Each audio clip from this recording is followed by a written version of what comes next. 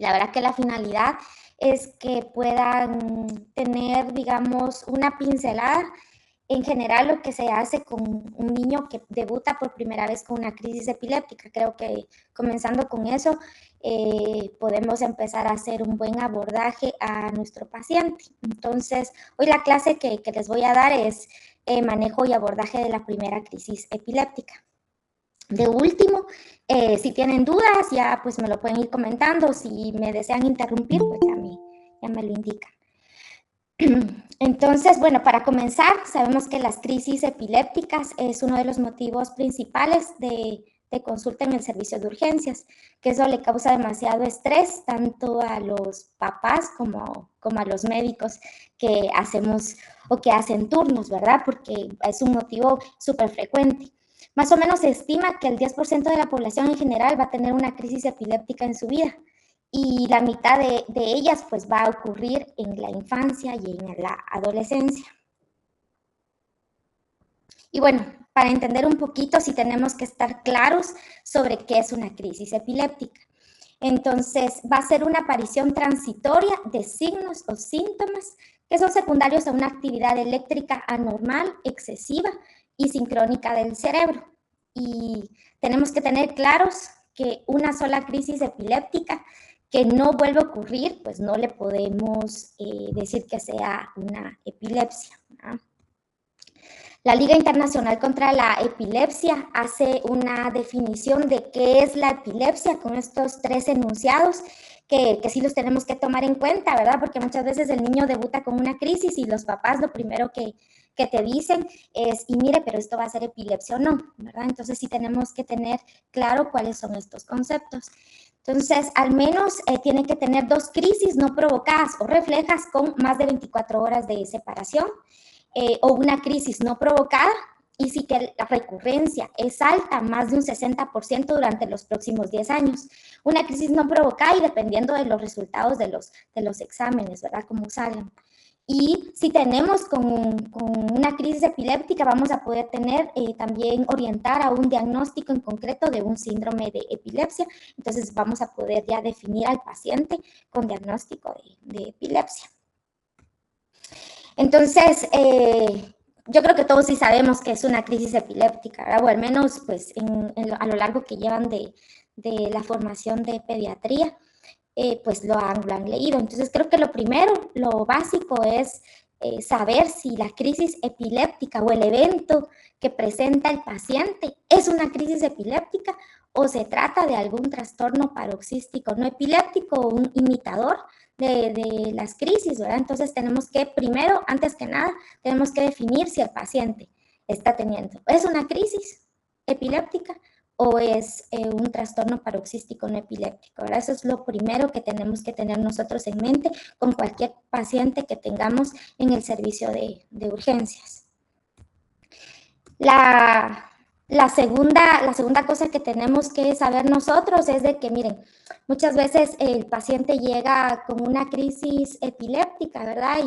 Y la verdad que todos al momento de decir, cuando estamos presentando el caso clínico con el adjunto, con el residente de tercer año, bueno, le empiezas a contar, bueno, este es un niño que viene que hizo una convulsión, siempre decimos una convulsión tónico-clónica generalizada, le duró 5 minutos y bueno, lo ideal, la verdad que todos le ponemos que es tónico-clónica generalizada y la verdad que no es así, ¿verdad? Sí hay que tomar muy en cuenta las características y los detalles que los papás te van explicando en la crisis. Tal y cual los papás detallan los síntomas, esto para nosotros es muy importante porque lo tenemos que tomar en cuenta. Es importante también que sepan que en la primera crisis epiléptica, que cuando presenta el paciente una primera crisis que hace, es a veces muy complicado que los papás te den el detalle como uno lo quisiera, ¿verdad? Porque para ellos siempre es como, bueno, es que se desmayó y empezó a temblar. O depende del nivel académico, ya te lo explican con otros términos, pero en general, para ellos todo es como que se cayó y tembló, ¿no? Entonces, la verdad que sí tenemos que nosotros ser, digamos, más cuidadosos, minuciosos al momento de que pidamos la historia de esa crisis epiléptica. ¿Y por qué? Porque Según qué tipo de crisis epiléptica tenga el paciente, ¿verdad? Nosotros podemos clasificar si esta crisis puede ser de inicio focal, puede ser de inicio generalizado o de inicio desconocido. Entonces, la ILAE hizo esta propuesta, hizo estas 3 clasificaciones, ¿verdad? Si es de tipo focal, si el paciente está consciente o el paciente tiene una conciencia alterada, si tiene características motoras, si tiene características no motoras, si empieza como el inicio es focal y luego tiende a ser bilateral tónico-clónica. Todo esto es importante para saber si nosotros pues podemos clasificar o pensar que esta epilepsia sí se puede tratar de un inicio focal, ¿verdad? Si se va a originar pues dentro de las redes limitadas a un hemisferio y pues pueden ser localizadas o para, digamos, por medio de la historia clínica que nos den, ¿verdad? Y luego está todo el inicio generalizado, que esta es todas las motoras de características motoras, las tónico-clónicas, clónicas, tónicas, neoclónicas. Bueno, en las crisis generalizadas sabemos que se van a originar en un punto con una amplia y rápida participación de redes distribuidas bilaterales. Y también un inicio que clasifiquemos la primera crisis como un inicio desconocido. Por lo que les decía, ¿verdad? Que a veces es bien complicado poder clasificar el inicio de una crisis con los datos que los papás te dan.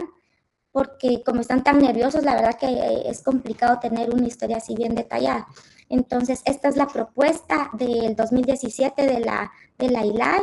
Entonces, para que, a tomarlo en cuenta, ¿verdad? Que ahora son de inicio focal, generalizado o inicio desconocido. Entonces, para que nosotros con la primera crisis sí sepamos clasificar el tipo de inicio que tiene. Y como les digo, si no sabemos, de verdad, si no sabemos, pues sí podemos poner que el inicio es desconocido. Y bueno, y como les decía, el tercer punto para ver es que si esta crisis epiléptica que tiene el paciente, ¿verdad? Saber si es una crisis provocada, secundaria A, o es una crisis epiléptica que no es provocada. Y la verdad que pareciera como hacerse a veces estos esquemas mentales en nuestra cabeza, la verdad sirve como de guía para saber cómo actuar en caso que tengamos un niño con crisis epiléptica, porque debutan muchos niños con crisis y la verdad que lo primero que hacemos pues es llamar, no, a veces no sabemos qué hacer, ¿verdad? Y llamamos al especialista, mira, es que tengo un niño que convulsionó, que no sé qué, y contamos como la historia, y como les digo, el detalle de la crisis, siempre decimos tónico-clónica generalizada, nunca le damos más detalle, y la verdad que nos perdemos un poquito en qué hacer, porque a veces uno quiere hacerle como más estudios, o no, a veces no lo amerita tanto, entonces sí hay que tener como el esquema claro, ¿verdad? Si es provocada o no provocada. Sabemos si son crisis provocadas, el mismo nombre lo dice, van relacionadas con cualquier tipo de alteración, sea metabólica, que sea infecciosa, ya sea que sea tóxica también por algún medicamento que haya consumido el paciente o que sea por una lesión cerebral. Y aproximadamente de un 25 a un 30% de las primeras crisis epilépticas van a ser provocadas por daño agudo cerebral, por alteraciones metabólicas o tóxicas, que evidentemente van a alterar la función del sistema nervioso central. Y sabemos que entre las crisis provocadas, las más frecuentes, pues ya sabemos que son las crisis febriles, y lo sabemos que en crisis febriles en todos los menores de 5 años de edad, ¿verdad? Y aquí digamos en negrita y un poquito subrayado, les puse lo de la diarrea aguda. Y se los puse porque hay crisis, hay convulsiones relacionadas a las gastroenteritis, y esto es algo muy frecuente. Entonces, estas crisis están caracterizadas que justo cuando el paciente está en la fase aguda de la enfermedad con diarrea, son niños que pueden hacer convulsiones. Incluso estas convulsiones no te convulsionan una vez, estos niños pueden llegar a ser un clúster de convulsiones, un clúster o un racimo o un grupo, ¿verdad? De convulsiones, te hacen 2, 3, 4 convulsiones en el día, y esto de verdad que causa mucha ansiedad a los papás, porque a veces tú como médico dices, ¿y será que esto está relacionado con la gastroenteritis o el niño tiene una epilepsia, verdad? Y la verdad que está bien descrito en niños con gastroenteritis, sobre todo en los virus con el rotavirus y con el norovirus. Está súper bien descrito. Entonces, para que ustedes, de verdad, esto lo hice como digamos, un apartado para que lo tomen en cuenta, para que se recuerden que niños con gastroenteritis que tienen estas dos etiologías pueden hacer crisis por secundarias A, ¿verdad? Entonces, a veces les pueden hacer estudios de resonancia magnética cerebral o un electroencefalograma. En la mayoría de casos, pues salen normales, ¿verdad? Pero hay veces que estos electroencefalogramas salen alterados. Y eso no quiere decir que el paciente amerite tratamiento, ¿verdad? Hay series que incluso han descrito que hay anomalías interictales en los electroencefalogramas y no es que el niño vaya a tener epilepsia. Entonces, con eso sí tenemos que ser cuidadosos. Entonces, esto sí de verdad que es algo para tomar en cuenta. Oyen de rotavirus y norovirus. Y bueno, y la evolución de estas crisis es benigno. O sea, el niño no hace epilepsia, ¿verdad? Esto la verdad que es benigno el cuadro y es autolimitado. Y bueno, y las crisis no provocadas, pues se trata de crisis donde pues no vamos a encontrar nosotros una causa aguda, directa, que haya provocado, ¿verdad? En este caso también sabemos de que esta primera crisis no provocada puede ser la primera manifestación de una epilepsia o también tratarse de esto de un evento totalmente aislado, ¿verdad?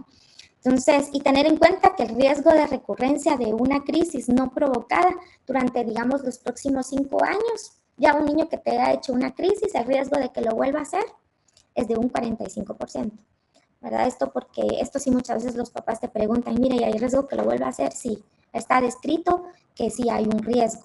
A veces uno no se sabe el porcentaje digamos, bien, ¿verdad? Pero por lo menos decirle si hay un porcentaje que vuelva a pasar. Y si ese paciente ya te hizo 2 crisis, aumenta ese riesgo hasta un 87%, ¿verdad? Esto es para tenerlo en cuenta. Y saben ustedes de que la etiología de la epilepsia, de cómo se venía dando desde hace unas décadas atrás para ahora, ha cambiado abismalmente, ¿verdad? Mucha de la etiología que se quedaba como idiopática, ahora encontramos cada vez más alteraciones genéticas, ya sean cromosómicas o moleculares, y bueno, la genética cada vez sigue dando pasos agigantados, y de ese gran porcentaje que teníamos con la porcentaje que teníamos de estas epilepsias idiopáticas, ahora pues podemos conocer la etiología. Y bueno, y esto es un poquito lo de la clasificación de la epilepsia, esta propuesta en el 2017, y era lo que les comentaba. El primer paso va a ser que nosotros, cuando son tipo de crisis epilépticas, pero no provocadas, ¿verdad? Por nada, que no sea secundario a nada, tenemos primero que ver qué tipo de crisis tiene el paciente, si es focal, si es generalizada o si es desconocida. El segundo paso es poder clasificar ese tipo de epilepsia. También lo mismo, si va a ser focal, generalizada o va a ser también desconocida. Muchas veces no tenemos la causa. Y luego tenemos que ver si nuestro paciente lo podemos encuadrar en algunos de los síndromes epilépticos. Entonces, un poco el tener este esquema nos va a ayudar para que nosotros podamos hacer una mejor orientación del diagnóstico y dejemos un poco de hacer los ingresos como síndrome convulsivo, ¿verdad? Síndrome convulsivo. Llega un niño convulsionando, tal vez es la primera vez, como les decía, y a todo síndrome convulsivo. Y hay niños que llevamos ya varios años en el hospital o lleva varios años en consulta externa, que ese niño ya debe tener una clasificación de epilepsia y no la conocemos. Entonces, la verdad que a veces en el servicio de urgencia estamos muy cargados con tantos ingresos y de verdad que hay mucha carga, pero tratemos de hacer una mejor orientación diagnóstica y dejemos de utilizar el diagnóstico de síndrome convulsivo, ¿verdad? Sino tratemos de orientar si este niño tiene una epilepsia de tipo focal, secundaria una esclerosis mesial del hipocampo. Entonces esto ya es diferente, ¿saben? Entonces ya incluso ustedes pueden darle como un mejor abordaje. Y bueno, y tomar en cuenta que para toda esta clasificación, la etiología siempre va a ser pues estructural, genética, infecciosa, metabólica, inmunitaria o incluso desconocida, ¿verdad? Y bueno, con la historia clínica que tenemos nosotros que detallar con los pacientes, ¿verdad? Con las familias es primero te llega un niño que ha hecho una crisis epiléptica, tenemos que preguntar el estado previo de ese niño. ¿Qué significa esto? Bueno, hizo una crisis, a ver, y mire, ¿a qué hora hizo la crisis? Si la hizo durmiendo, ¿a qué hora la hizo durmiendo? La hizo 15 minutos antes de, llevaba 15 minutos durmiendo, 30 minutos, ¿cuánto tiempo lleva durmiendo? ¿O cuánto tiempo tenía el niño de que se había despertado o estaba comiendo? ¿A qué hora lo hizo? Siempre lo hace en el mismo horario. Siempre es importante saber el estado previo de la crisis. Luego tenemos que preguntar qué pasó durante el episodio. Y cuando queremos saber qué pasó durante el episodio, era lo que les decía, necesitamos tener toda la información tal y cual los papás te lo relatan. Entonces, si el papá le dice, mire, de primero se quedó como oído, desconectado, luego pues se puso todo aguado él, y luego empezó los movimientos, bueno, pues entonces ustedes ya con términos médicos o a veces usando la terminología dada por los papás con sus mismas expresiones lo pueden poner, ¿verdad? Para que nosotros también podamos orientar todo lo que ha pasado durante ese episodio. Luego tenemos que preguntar qué pasa después de ese episodio. ¿Será que el niño se quedó dormido, se quedó cansado, se quedó normal, usted vio que se recuperó rápido? Todo esto también es importante. Y luego también saber si hubo un factor desencadenante. Esto es algo que en historia clínica creo que todos lo sabemos, pero en la práctica diaria a veces es complicado o se nos olvida preguntar, pero todo esto es la historia clínica que nos lo tiene que detallar con todo, con lo hasta más mínimo, la característica que nos puedan dar los padres, eso de verdad que va a ayudar muchísimo. Y luego saber que la semiología de las crisis, yo sé que todos aquí pues sabemos que es una crisis tónica, tónico-clónica, pero solo para recordar que toda esta semiología de la crisis, la verdad que nos va a orientar a nosotros para saber si podemos localizar de dónde viene esa crisis, de dónde inicia esa crisis o no, y también para de mejor, digamos, detallar mejor el episodio que ha presentado el paciente. Entonces aquí en este diagrama encontramos, en esta gráfica encontramos las descripciones de cada una de ellas, ¿verdad? Entonces, a ver, les voy a ver si puedo aquí. Este es un lactantito que tenía 8 meses de edad y bueno, este niño estaba haciendo movimientos como que la madre decía que eran como de posturas rígidas. Y bueno, entonces al momento de hacerle la correlación con video y el electroencefalograma, se pudo ver cómo el nene pues sí estaba teniendo una crisis, ¿verdad? Que era una postura en flexión de las extremidades, una postura de rigidez y flexión de las extremidades, y evidentemente que en el electroencefalograma habían artefacto de movimiento y artefacto muscular y habían, miramos las anomalías ictales, ¿verdad? Entonces, yo sé que con este video a veces es mucho más fácil porque tenemos un video electroencefalograma que podemos correlacionar los episodios que están descritos por los papás con un video electroencefalograma y esto es mucho más fácil para hacer un diagnóstico y para saber si estos episodios eran epilepsia o no. Pero a lo que iba con esto es de que también es importante de que los papás puedan grabar los episodios, inclusive mostrárselos, porque eso también a nosotros nos puede dar mucha información. Y ahora con los teléfonos pues, celulares es mucho más fácil.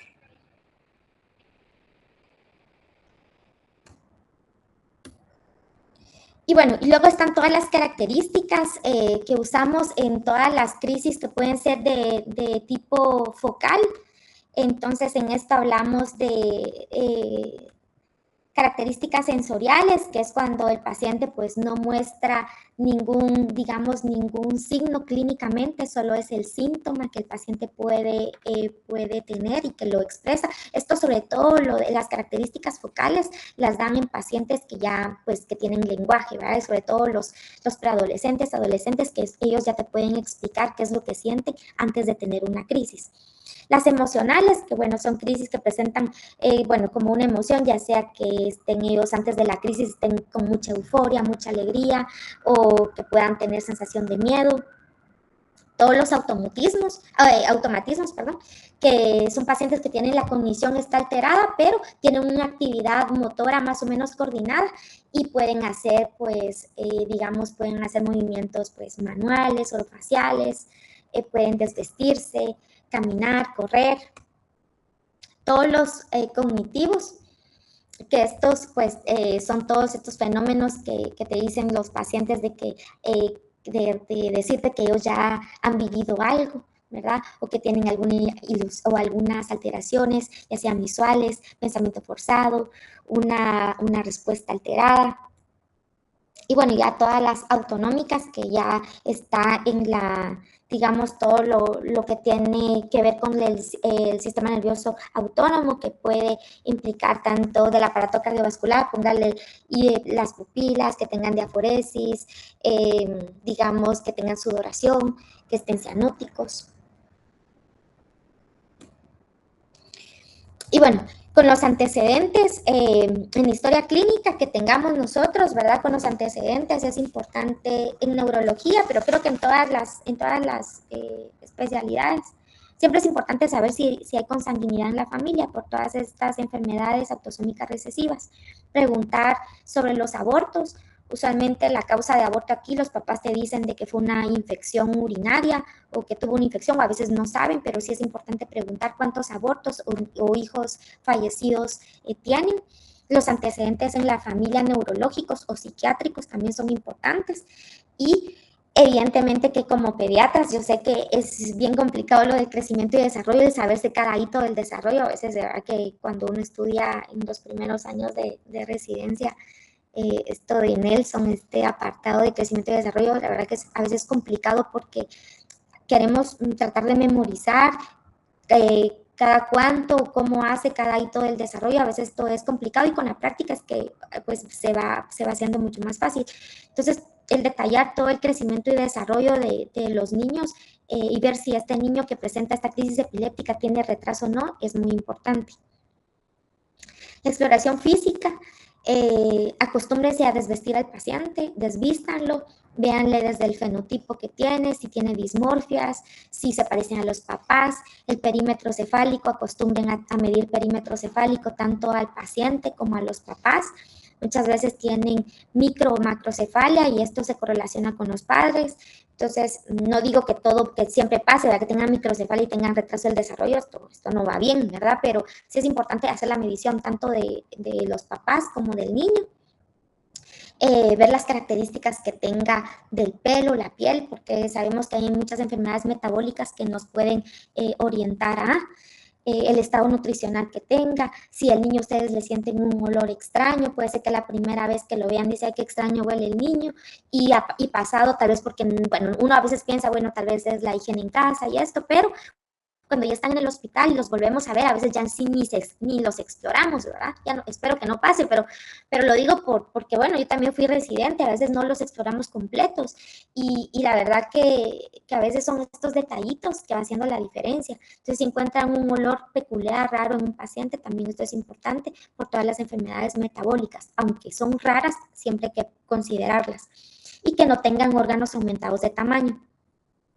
Usualmente cuando tenemos a un niño que debuta con una crisis epiléptica, ¿verdad? Ustedes, que sea, digamos, pónganle no provocada, pues uno a veces no le va a mandar a hacer, aquí puse una imagen de fondo de ojo, uno a veces no les va a mandar a hacer una evaluación por oftalmología, pero pasa que hay niños que debutan con una crisis y cuando uno los mira, tienen un fenotipo dismórfico, manteniendo otras características y uno dice, ay, no, este niño tiene algo más. Entonces sí merece mucho la pena que ustedes puedan hacer un abordaje más amplio y más si tienen el recurso, si pueden tener el recurso en donde estén, ¿verdad? Si es en el hospital, pues si les es fácil que puedan hacerle un fondo de ojo, también esto es importante, ¿verdad?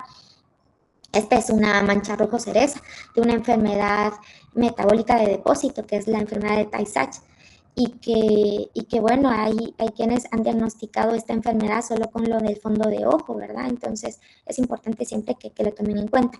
Y lo de la piel, aquí les puse una mancha hipocrómica, sobre todo estas que tienen muchas manchas hipocrómicas, pensando en un complejo de esclerosis tuberosa. Entonces también es importante, por eso es importante desvestir a los niños y poderlos ver, y no solo así como medio que los ves y te dices, no le pasa nada, no, hay que acostumbrarse a eso, a hacer una exploración completa. Y bueno, en cuanto a lo del diagnóstico, si nosotros pensamos que esta es una crisis epiléptica, ¿verdad? Provocada, entonces tenemos evidentemente provocada y decimos, bueno, tenemos que hacer todo el abordaje, descartar que este niño no tenga hipoglicemia, alteración electrolítica, que no tenga alguna alteración de los reactantes de fase aguda. Entonces ya nosotros hacemos todo este, digamos, grupo de estudios, ¿verdad?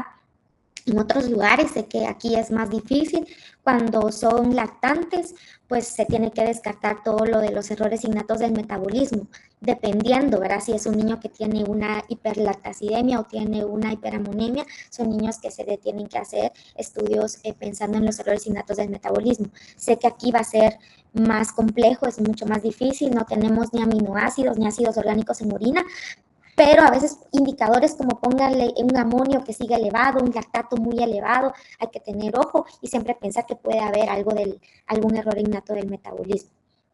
Entonces, igual que al hacer una punción lumbar, ¿verdad? Cuando le haces punción lumbar, en ciertos casos sabemos que hay pacientes que sí o sí hay que hacerles la punción lumbar, o cuando la clínica les indique que hay que hacer punción lumbar, pues se le hace todo el estudio, ¿verdad? Desde la tinción de Gram, PCR y el cultivo. Esto ante la sospecha de. Y bueno, el hacer una prueba de imagen hace una crisis epiléptica y tú dices, bueno, vamos a hacerle una prueba de imagen. Hay indicaciones, ¿sí? Hay indicaciones y las indicaciones para tomografía axial computarizada son claras. En caso de que ustedes tuvieran un paciente que hace una crisis y es un paciente que se recupera, está estable, un Glasgow de 15 y todo bien, no merece la pena hacer tomografía axial computarizada. O sea, no, no, no y no. ¿Por qué? Porque estás irradiando al paciente y muchas veces terminamos haciendo los estudios de imagen por la ansiedad de los papás, ¿verdad? No sé si en el hospital ha pasado, pero si están en la privada, a veces esto cambia y no debería cambiar. Los criterios médicos deben ser los criterios médicos, no que mi criterio médico, no, lo que está descrito en la literatura. Entonces, lo que está descrito en los estudios. Entonces, si ustedes ven que tienen un paciente que está estable, el niño se recupera y ustedes de verdad no están pensando que tenga un tumor cerebral porque la clínica no, pues no se los dice, entonces no merece la pena que ustedes hagan una tomografía de urgencia. Las indicaciones en caso de que la hagan es que muestre signos de focalidad neurológica. Eso significa que el paciente que esté hemiparético, que tenga signos de la triada hipertensiva, de que tengamos antecedente de un trauma craneoencefálico y que sea evidente fue después de la caída de no sé cuántos metros, es evidente que hay que hacerle tomografía a este niño, o que nosotros estemos pensando, como les decía, que hay alguna lesión cerebral, algún tumor, hay que hacerlo, o que nosotros también estamos sospechando de que puede haber alguna una infección o una hemorragia, pero vamos a ver que este paciente no va a estar bien. Entonces, pues sí tenemos que valorar el hacer una tomografía cerebral, ¿sí? Entonces, espero que esto a veces es complicado porque en la mayoría sí terminan haciendo las tomografías y muchas veces pues no está indicado. Y la resonancia magnética cerebral, la verdad que entre la tomografía y la resonancia, evidentemente que es lo ideal, es poder tener una resonancia magnética cerebral, sé que es difícil, a veces es muy complicado, pero la resonancia magnética cerebral evidentemente que va a ser superior a la tomografía en cuanto a las imágenes que tienen, ¿verdad? Y bueno, ya la resonancia contamos con 1.5 teslas y 3 teslas, que la 3 tesla es la de mejor definición, ya en Guatemala está la de 3 tesla y tiene para estudiar, digamos, epilepsia, es mucho más definida. En esta gráfica, en esta fotografía podemos ver, es un niño que tiene una displasia cortical y estas son las imágenes, la imagen de una T 1.5 y esta es de 3 teslas y la imagen pues displasia, pues definitivamente que cambia mucho, ¿verdad? Entonces ya Guate ya tiene la 3 Teslas. Entonces nos sirve mucho esta la resonancia para detectar estas lesiones que son muy sutiles, para todas estas displasias corticales o cuando pensamos que puede haber una esclerosis mesial o los tumores neurogliales, pues es muy útil la resonancia magnética cerebral. Y bueno, aquí podemos ver, digamos, de manera global qué son todos los pros y los contras de la resonancia y la tomografía. Y sobre todo de la resonancia es el alto costo que tiene, es muy cara y no está disponible en todos los centros, también se requiere siempre de sedación. A veces las tomografías, bueno, no es que no se requiera sedación, a veces los niños, como es más rápido el estudio, puedes hacer el estudio sin sedación, en cambio la resonancia sí, a veces hay que sedarlos cuando ellos tampoco no colaboran. Y pero evidentemente que en cuanto a la sensibilidad, la baja radiación que va a recibir el paciente y que va a detectar todas estas anomalías pequeñísimas, la resonancia está encima de la tomografía. Ahora bien, con la tomografía, evidentemente que la accesibilidad que tenemos para realizarla, que no necesita sedación, el costo, que es verdad que es un poco caro, pero no tan caro como una resonancia, pues también es beneficiosa, ¿verdad? Y también que evidentemente que con una tomografía pues sí podemos ver de una mejor manera las lesiones por calcio, ¿verdad? Con todas estas infecciones congénitas del TORCH o alguna malformación que sea neurocutánea, ¿verdad? Con las angiomatosis en los Stutzsch-Weber. Y bueno, lo de la esclerosis tuberosa, pero bueno, la esclerosis también se puede ver muy bien con la resonancia cerebral. Yo sobre todo creo que lo diría por las lesiones de las calcificaciones, ¿verdad? O también por los neurocisticercos, que también a veces los detectamos por tomografía. Y bueno, los contras sería la baja resolución de las imágenes, la baja sensibilidad y que sabemos que el riesgo que el niño tiene en la exposición a la radiación. Y para hacer los electroencefalogramas, tal vez un electroencefalograma de manera ambulatorio va a ser más fácil que hacerlo a nivel, digamos, cuando el niño esté hospitalizado. Sabemos bien de que el electroencefalograma definitivamente nos va a ayudar para el diagnóstico y manejo de las crisis y también para diagnosticar todos los otros desórdenes los trastornos del desarrollo. En el manejo de crisis, en estas crisis que son no provocadas, ¿verdad? Las crisis no provocadas, las primeras crisis no provocadas, o para que nosotros logremos ver si clasificamos la crisis o podamos hacer diagnóstico de algún síndrome epiléptico. Evidentemente que para que nosotros pidamos un electroencefalograma con urgencia, tenemos que tener la sospecha de que el niño está en un estatus no convulsivo. O sea, la verdad que esa sería una indicación que hay que hacer un electroencefalograma urgente, solo se hace urgente si se sospecha que está en estatus no convulsivo. O si vemos que el paciente ha pasado la crisis y pasa ya más o menos, ha pasado, digamos, un tiempo prudencial y vemos de que ese paciente no se recupera completamente. Entonces también tenemos que valorar el pedir el electroencefalograma o si vamos viendo que el paciente va teniendo pues alteración mental y aparte que la alteración mental eso se combina con actividad motora, ¿verdad? Que te va haciendo mioclonias o clonías que tú ves y que esto tal vez no lo iba haciendo y para descartar que esto no vayan a ser crisis, entonces hay que mandarle a hacer el electroencefalograma de urgencia. La verdad que lo que he vivido, ¿verdad? Yo es cuando se sospecha urgente, cuando es una sospecha de estatus epiléptico no convulsivo. Yo no he estado frente a un escenario donde tenga un estado, que cambie el estado mental, póngale que vaya haciendo movimientos de sacudida que podamos relacionarlo con epilepsia o con crisis, la verdad que no es más con los estatus no convulsivos. Lo digo porque también, ¿verdad? Hay papás que te piden urgentemente un electroencefalograma. La verdad que la urgencia está establecida con estos criterios. En cuanto les decía del diagnóstico diferencial, ¿verdad? Todo lo que puede ser epilepsia, tenemos que pensar en lo que no puede ser epilepsia, ¿verdad? Tenemos el grupo de epilepsia, ya sea provocada o no provocada, y tenemos todo el grupo de trastornos paroxísticos no epilépticos, y que de esto es muy frecuente, y es más frecuente sobre todo en la infancia, en el primer año de vida. Entonces, tiene una incidencia, digamos, de 10 en 1, y van a imitar a una crisis epiléptica. Y la aparición es generalmente brusca, duración breve y se origina por una disfunción cerebral de origen diverso que no obedecen a una descarga neuronal excesiva, como lo hace la epilepsia, ¿verdad? Entonces, miren, para abordar, porque podemos tener muchos movimientos y a veces les van a mandar videos, mire, ¿será que esto puede ser una convulsión o no? Es importante hacer una historia clínica detallada de esos episodios. Preguntar si esos episodios tienen factores desencadenantes. ¿Será que se desencadena con algo? ¿Será que es después de comer? ¿Será que es después del llanto? ¿Será que es por una emoción? ¿Será que fue porque vio sangre? ¿Por una impresión? Bueno, hay que saber que si hay un factor desencadenante. Y también como les había dicho de lo que uno busca de las crisis epilépticas, pues lo mismo, saber qué sintomatología previa se acompañaba que antes de que hiciera el evento, ¿verdad? Todos los datos que los padres nos puedan dar a detalle, mejor si graban el episodio.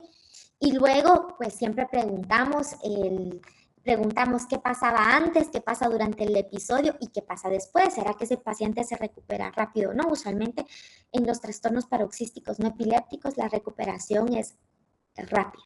Estos niños no se quedan dormidos. Y como les decía, recomendarle a los padres que por favor graben los episodios. La historia familiar y personal es importante. Muchas veces tenemos en los datos familiares que el paciente, que algún papá tiene historia de espasmos del sollozo, o hay alguien que haga síncopes secundarios cuando ve alguna impresión, ¿verdad? Sangre, o cuando tiene algún dolor, o cuando le administran una inyección. Usualmente son niños que tienen algún antecedente de alguno de los familiares. La exploración física es importante en general. La exploración física en estos niños va a ser normal. Siempre, pues hacemos también una valoración cardíaca. Preguntamos a los papás ver que no tengan ninguna alteración cardíaca al niño, ¿verdad? Y también psicológica opcional. Esto es porque muchos de estos trastornos se ven relacionados. Yo lo que he visto aquí en Guatemala ha sido en niñas. Y fíjense, en niñas menores de 13 años. Y en estas no he visto muchas, he visto como dos o tres. Bueno, la cosa es que tenían problemas en casa con los padres, entonces los padres estaban separando. Entonces, sí es importante también con estos niños preguntar si ha habido algún cambio, sobre todo en las niñas un poquito más grandes, si ha habido algún cambio, problema familiar. Y bueno, y los exámenes complementarios que nosotros hagamos en los trastornos paroxísticos no epilépticos, eso sí ya va a depender de cada uno de nosotros, no es algo imperativo, a menos de que nosotros tengamos duda de que pueda tratarse de algo más, ¿verdad? Si nosotros decimos, no, este episodio ya no me está gustando, me llama la atención que ya ahora se queda dormido después del episodio, pues podemos mandarle a hacer la evaluación cardiológica, descartar que a nivel cardíaco todo esté bien y mandarles a hacer algún estudio de electroencefalograma. En caso de que sea necesario, estudio de neurimario, dependiendo, ¿verdad? Si es lactantito o una ecografía transfontanelar, en caso de que nosotros sospechemos de que no es un TPNE, ¿verdad? Y bueno, y esta es solo una clasificación, digamos, bueno, eso es solo para que sepan de que lo dividieron en periodo neonatal, de lactante, de infancia y adolescencia, y aproximadamente hay un poquito de más de 65 trastornos paroxísticos no epilépticos descritos, y la verdad que por edad es más fácil, porque dependiendo de la edad de su niño, uno puede buscar información y puede ver si el paciente que nosotros tengamos en ese momento tiene alguna de las características de alguno de estos trastornos frecuentes para esta edad, según la edad que tenga el paciente, ¿verdad? Y miren, esta es una paciente, se llama Ana, una paciente que es de origen chino, y esta nena fue adoptada por padres españoles, pero lo interesante de esta nena es que empezó a hacer estos episodios. Miren, espérenme, quiero ver si lo puedo poner aquí. A ver, creo que... a ver, no. A ver, quiero ver si me quita esto. Ahí está. Estos episodios. Hace movimientos con sus ojitos, con la nariz, con la boca. extiende las extremidades, hace caída de cabeza, movimientos de sus manitas y lo hacía esto constante.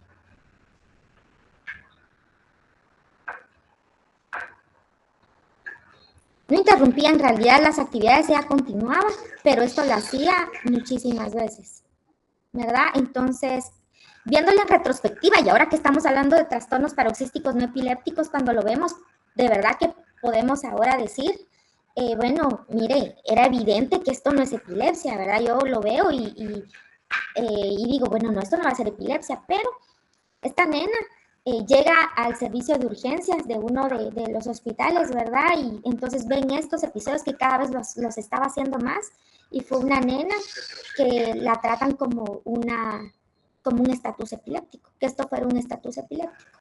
Tanto que esta nena recibió tratamiento con ácido valproico, con levetiracetam, y pues estos episodios continuaban, ¿verdad? Entonces, como les digo, al verlo en retrospectiva, pues uno dice, no, estos son unos tics motores complejos, ella los podía reproducir, no hacía un estado posital, no se quedaba después dormida de estos episodios.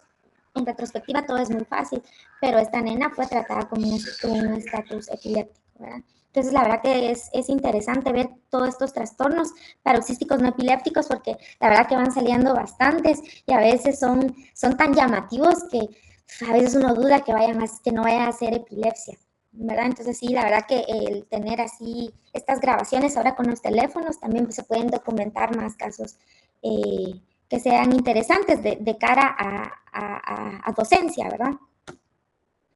Bueno, entonces ahora, ¿cómo actuar cuando tenemos una primera crisis epiléptica en el servicio de urgencias?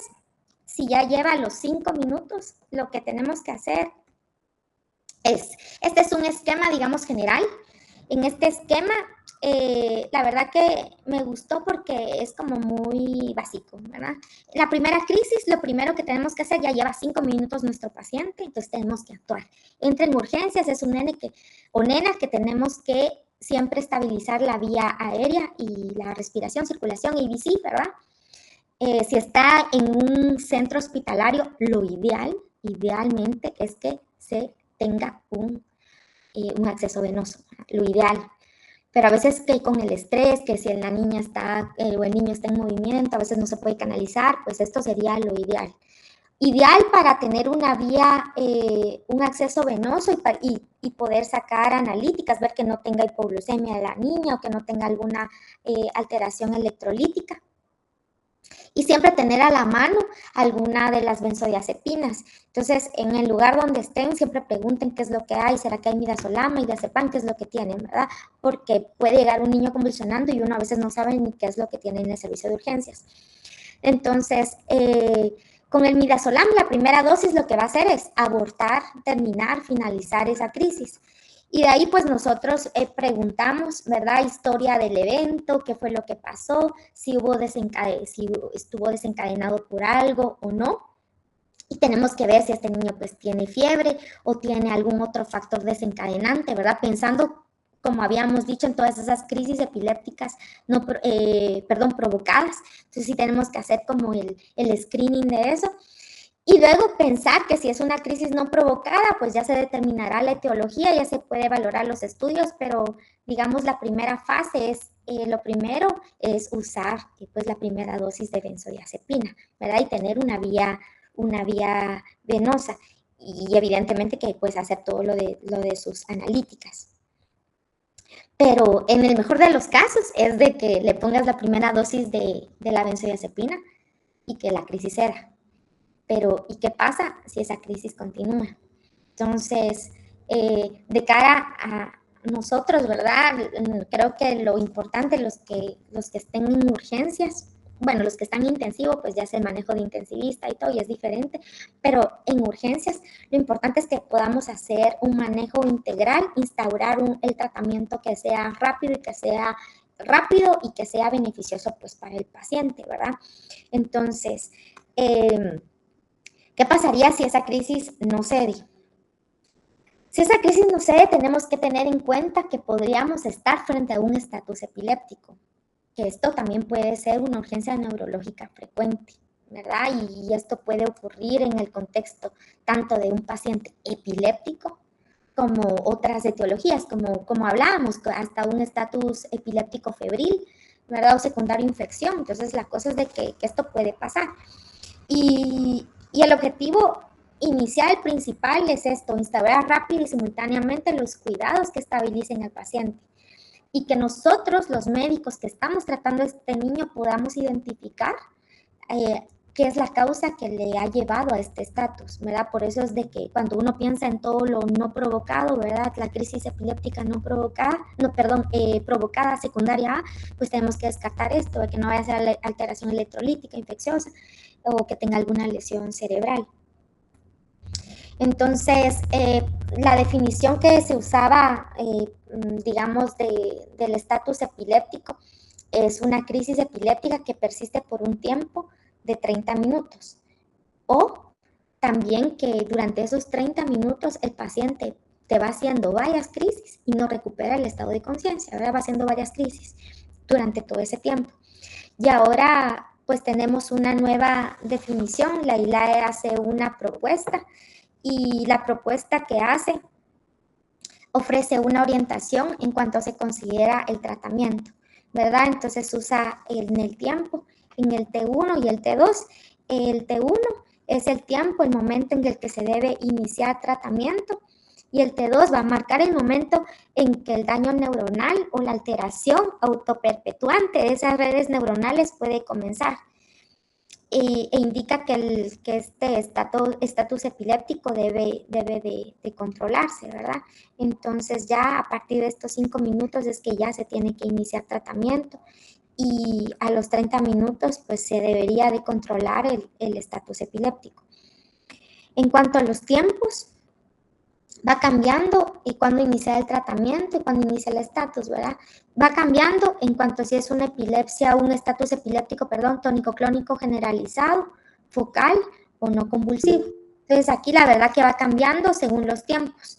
Entonces, si es un estatus epiléptico generalizado, es a los 5 minutos, si es focal, es a los 10 minutos que se inicia el tratamiento, y si un estatus epiléptico no convulsivo, es de 10 a 15 minutos, y un poquito, como vamos viendo, un poquito más tarde para el manejo del T2 en cuanto a cada uno de estos estatus, ¿verdad?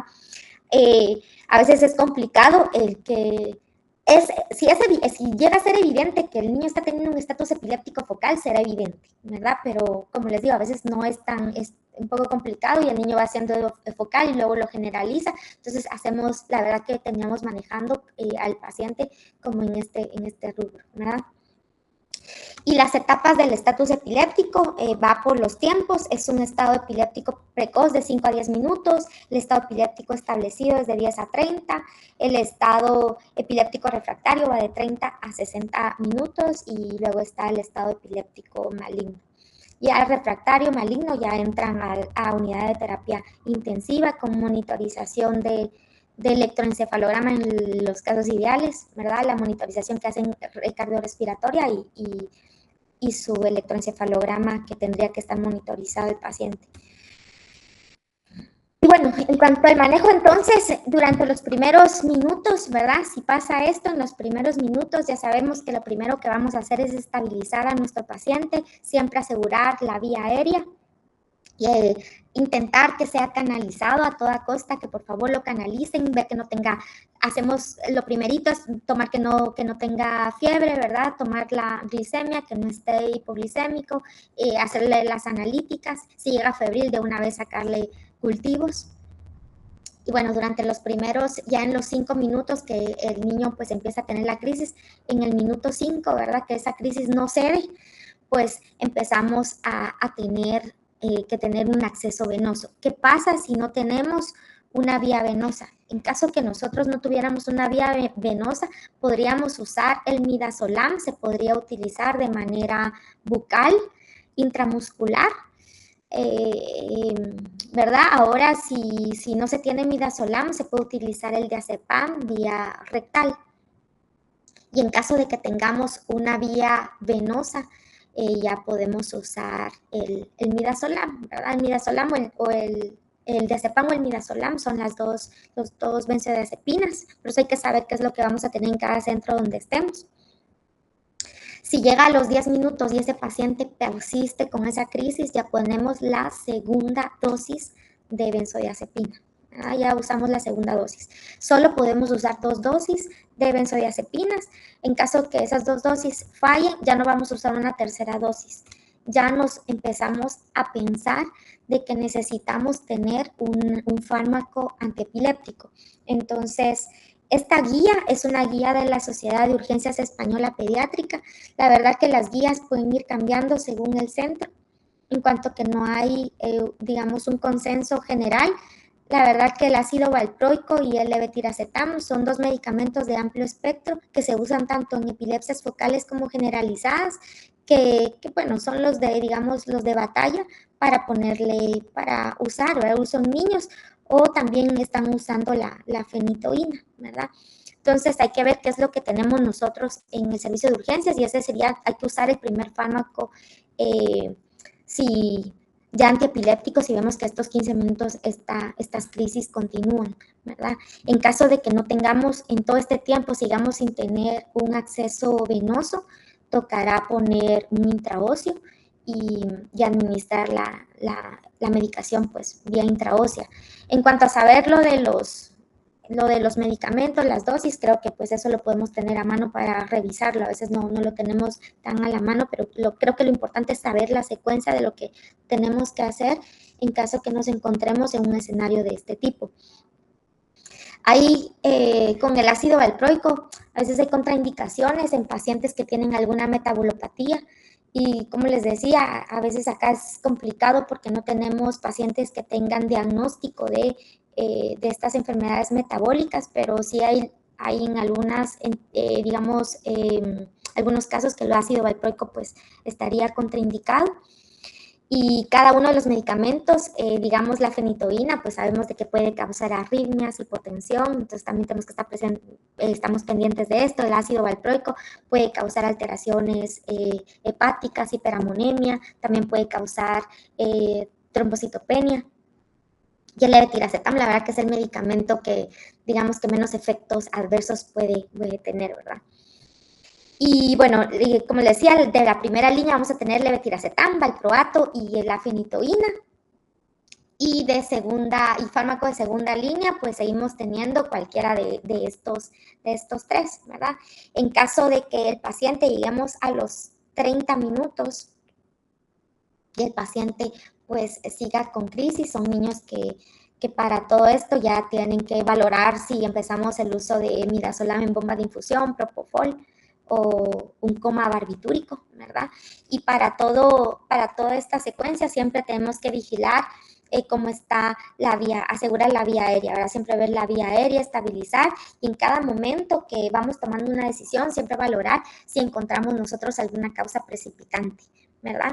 Y ya con un estatus epiléptico refractario, pues ya son niños que entran a la terapia intensiva y tendrían que tener monitorización con un electroencefalograma, sobre todo para valorar esas secuelas que pueden quedar los pacientes, ¿verdad? Han visto que han tenido niños con estatus epiléptico, y yo no sé si ahora tienen monitorización o no lo sé, pero luego cuando ya se recuperan y todo, hay muchos niños que quedan con secuelas neurológicas, ¿verdad? Y a veces uno, con todo el evento que ha pasado, tenemos desconocimiento de qué fue lo que pasó, cuánto tiempo estuvo en estatus, porque nosotros a veces clínicamente les administras el midazolam, la bomba de midazolam o propofol, y los niños se quedan, ya dejan de hacer crisis clínicas, ¿verdad? Pero no sabemos si el niño sigue haciendo sus descargas, y posiblemente así lo sea, pero como no son monitorizados, entonces ya luego cuando salen de todo esto, lo único que nosotros vamos a valorar es esas secuelas neurológicas que pueden quedar.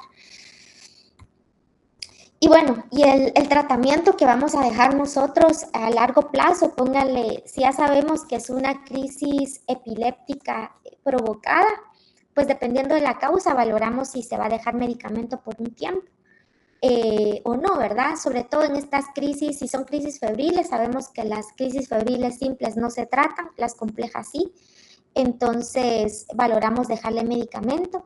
Siempre que nosotros decidamos iniciar un medicamento en un paciente, tenemos que pensar si el tipo de crisis que estamos tratando es focal, es generalizada, nuestro paciente, si es un paciente masculino, si es femenino, si hay alguna, digamos, en cuanto al desarrollo, alguna comorbilidad asociada, algún trastorno de conducta, porque hay medicamentos que los pueden alterar más.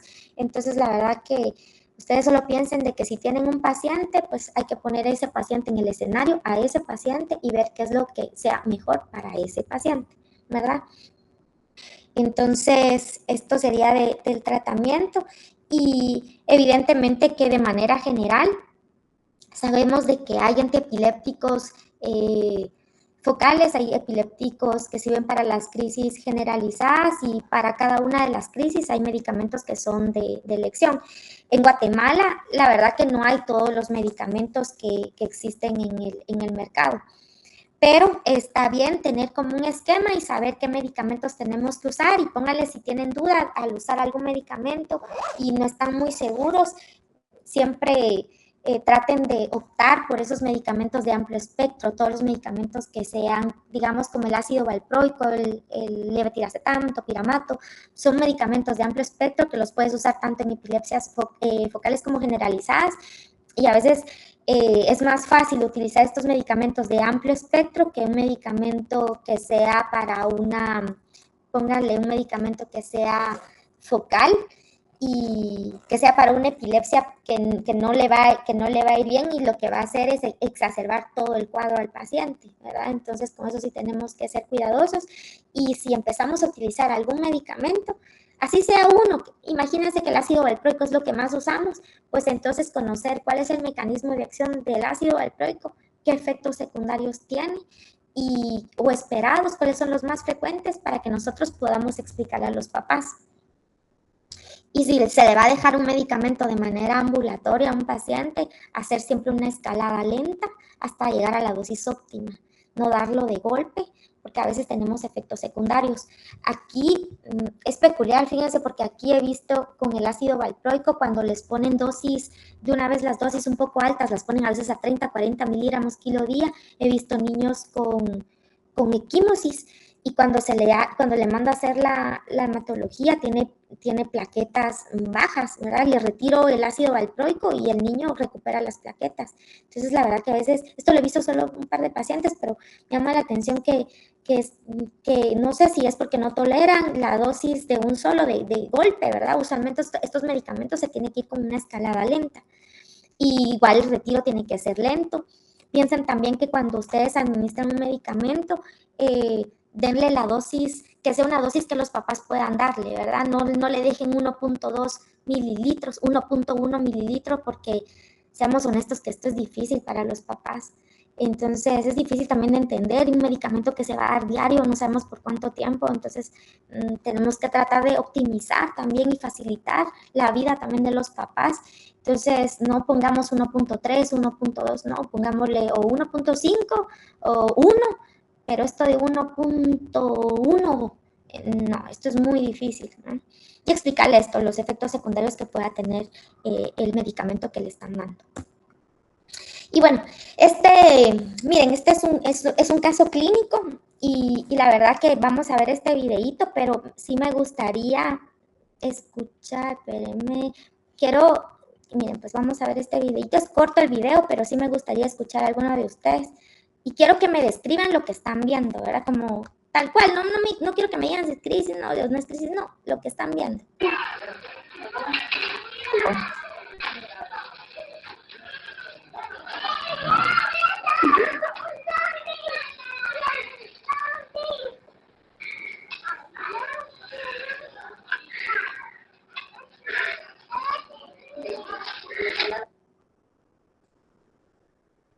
Este es Rodolfo, es un bebé que debuta a los 6 meses de vida con estos episodios. ¿Alguno me quiere describir qué es lo que ve en el episodio? Solo descríbanlo y ya está. La desviación de la mirada. Muy bien, ¿qué más? Yo creo que estaba... presenta el paciente. ¿Cómo? Presenta como una ausencia también. Sí, está desconectado, ajá, sí, ajá. ¿Qué más? Cianosis peribucal. Cianosis, sí, ajá. Pues eso, ¿verdad? Y el cuerpo, que la verdad como la mami lo tenía sostenido, la verdad que era un poco difícil, pero ella describía que no había ni se ponía ni hipotónico, ni duro, ni nada, ¿verdad? Que solo es esto, esta desconexión del medio, hacía una cianosis y sí, siempre miraba hacia el lado izquierdo. Este nene, a ver, le voy a... Este nene no tenía antecedentes familiares relevantes, fruto de una segunda gestación, eh, con ecografías con una restricción del crecimiento intrauterino, y él nació pues a las 36 semanas, tampoco fue como una prematurez importante, ¿verdad? El peso de 4.1 libras, no realizaron tamizaje metabólico neonatal y aparentemente no había tenido ninguna incidencia en el periodo neonatal.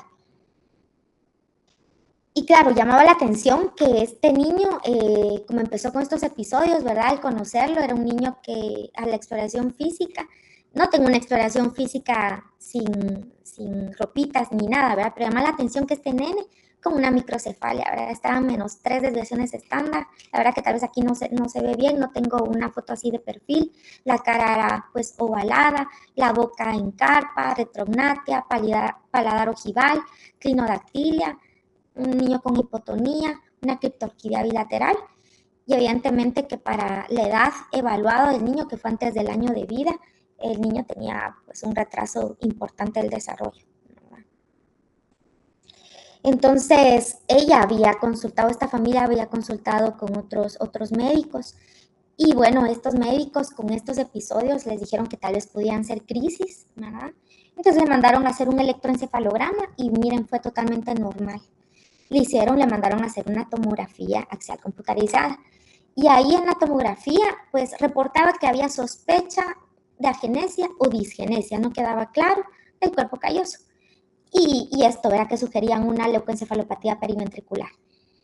Y el niño, luego de estos episodios que se ponía con desconexión del medio y que hacía esta cianosis, pues el niño, este video es muy cortito, pero este niño vino y presentó ya esta crisis, ¿verdad?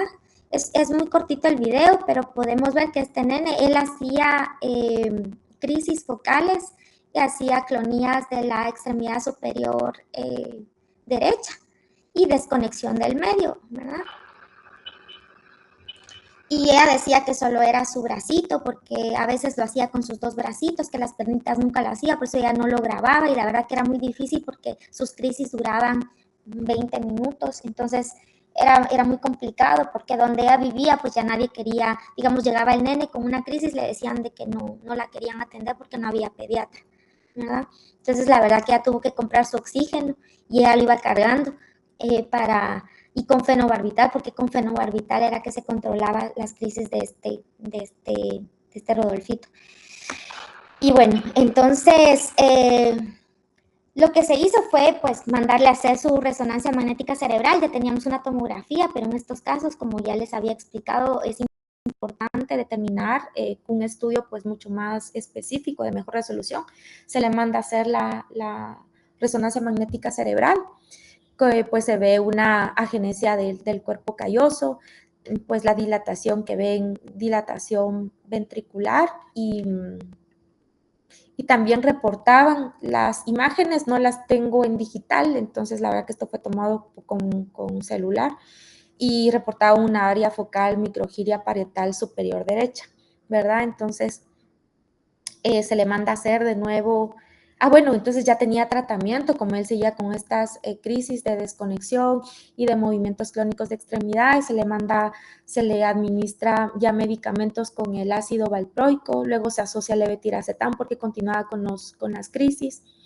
Y bueno, había momentos en que podía exacerbar más, y más cuando tenía alguna infeccióncita, cuando estaba saliéndole dientecitos, entonces se asocia el clonazepam en gotas para poder, digamos, controlar un poquito las crisis en caso de que se exacerbaran en ciertos tiempos, ¿verdad?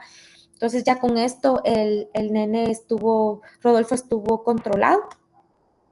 Ya se le hizo el electroencefalograma y miren, con el electroencefalograma podemos ver estas anomalías interictales. No tuvimos nunca un episodio descrito que el nene haya hecho una crisis durante el electro. Entonces lo que tenemos solo es un patrón interictal y solo quería compartírselos para que lo vieran, que son estas anomalías que se pueden ver un poquito, que son ondas agudas, ¿verdad? Sobre todo puede ser aquí una punta onda, pero estas son sus anomalías y las reportaron como anomalías en región frontotemporal bilateral, más predominante del lado izquierdo.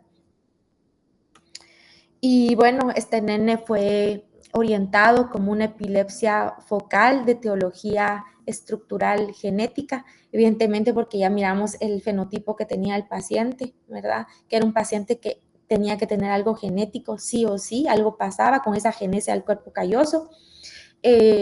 Se hizo la evaluación por el doctor genetista. El doctor manda a hacer el estudio de microarreglo. La verdad que cuando buscábamos agenesia del cuerpo calloso y epilepsia aparecían varios síndromes, pero ninguno que fuera correlacionado con él. Y bueno, por el estudio microarreglo se identificó esta variante patogénica que es una de lesión en 1Q43, Q44. El microarreglo, solo para recordar, nos sirve para detectar todas estas deleciones o duplicaciones y es de mucha mejor resolución que un cariotipo de alto bandeo, solo que el costo sí es mucho más elevado.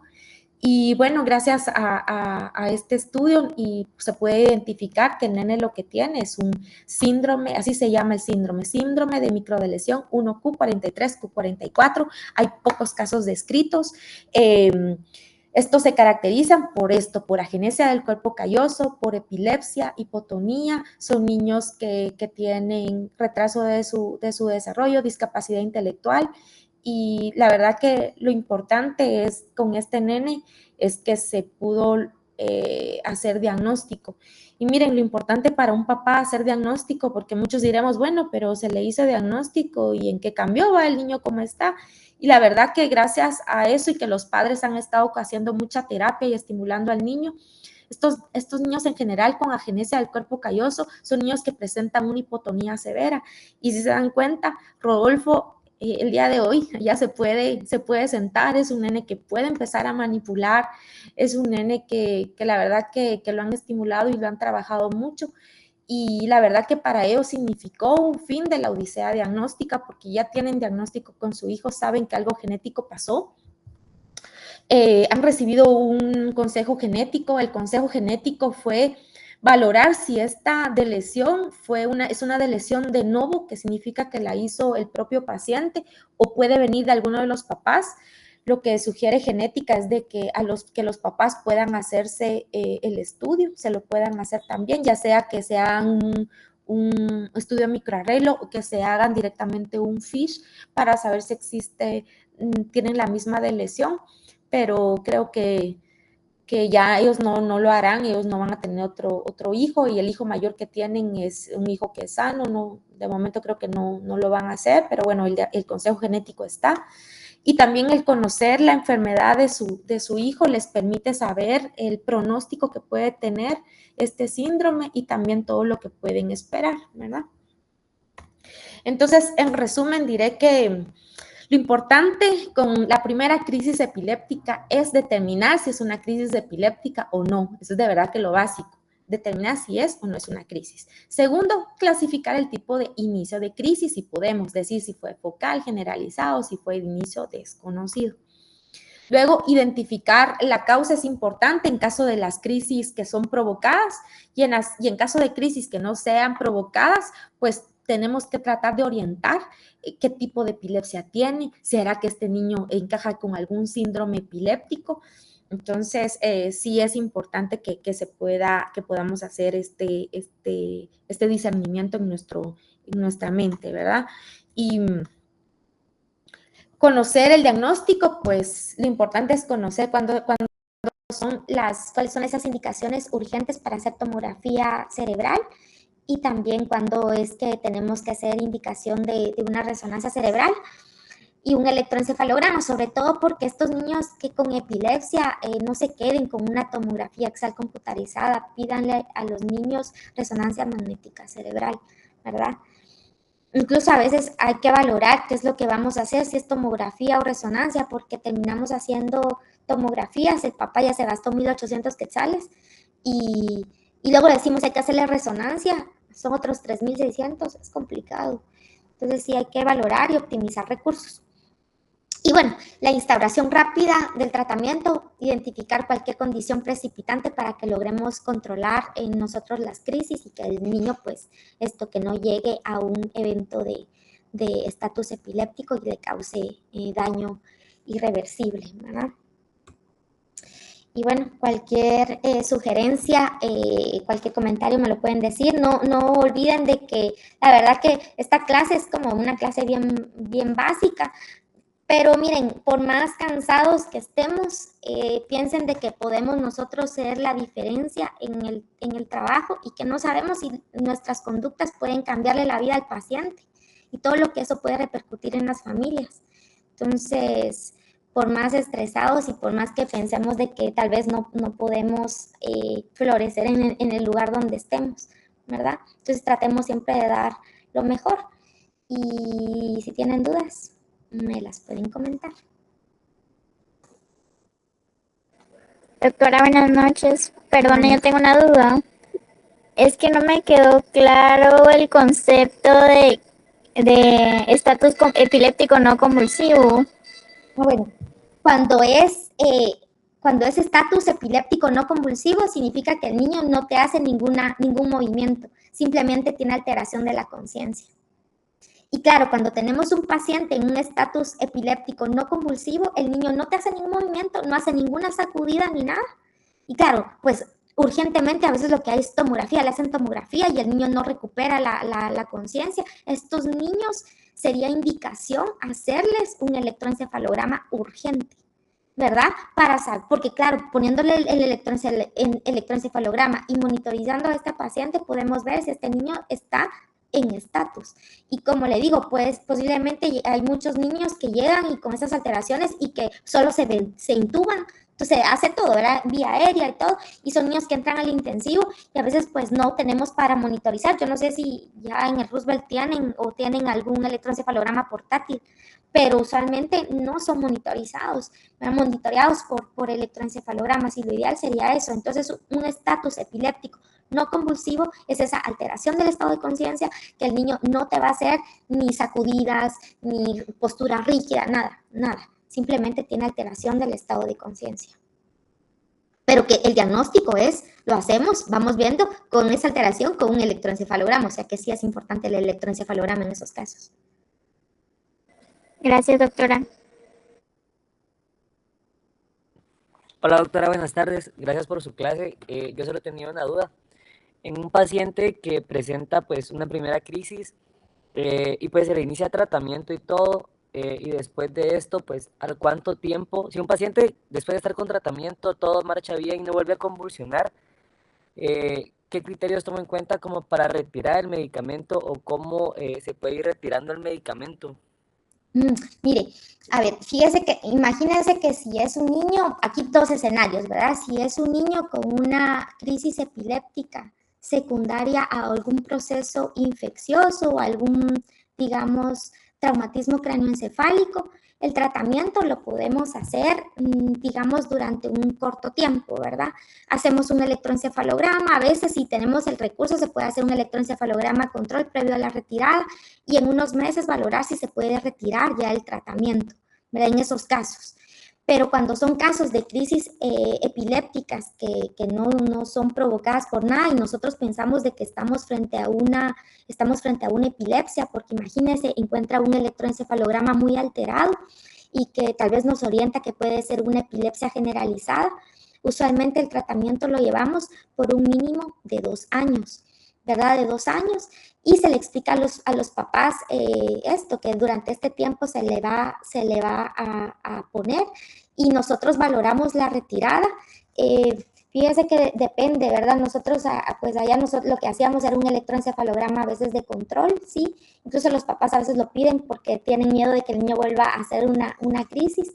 Entonces, se le hace y se valora si va mucho mejor que el primero, pues ya empezamos a retirar el medicamento. Y el medicamento lo podemos retirar de manera, digamos, paulatina, semanal o cada 2 semanitas se puede ir bajando el medicamento poco a poco hasta retirarlo. Pero es importante que mire en los casos de estas crisis epilépticas que sean no provocadas, ¿verdad? Que sea una primera crisis epiléptica no relacionada ni a fiebre, a nada, y que te lo haga un niño de, ¿qué? Un jovencito de 13 años, ¿verdad? Nosotros ahí sí tenemos que valorar, a ver, si ha hecho una primera crisis, ver cómo está ese electroencefalograma, ver si nos orienta o nosotros sospechamos, esto parece que tiene mucha anomalía focal, hay que descartar que no tenga algo focal, hacerle su resonancia y ya con esto valoramos nosotros si iniciamos tratamiento. Ahora, si tenemos un niño con una primera crisis, ¿verdad? Y si no le vas a hacer todos los estudios durante la urgencia, ¿verdad? Durante la urgencia no se le hace nada, se le tiene que dar un seguimiento ambulatorio y explicarle que la posibilidad que vuelva a pasar existe, ¿verdad? Pero no es lo mismo tratar a un paciente que ha tenido algún traumatismo y que secundario al traumatismo o la hemorragia haya hecho una crisis epiléptica a otro niño que no te lo haga por nada de eso y que pensemos nosotros que es una epilepsia.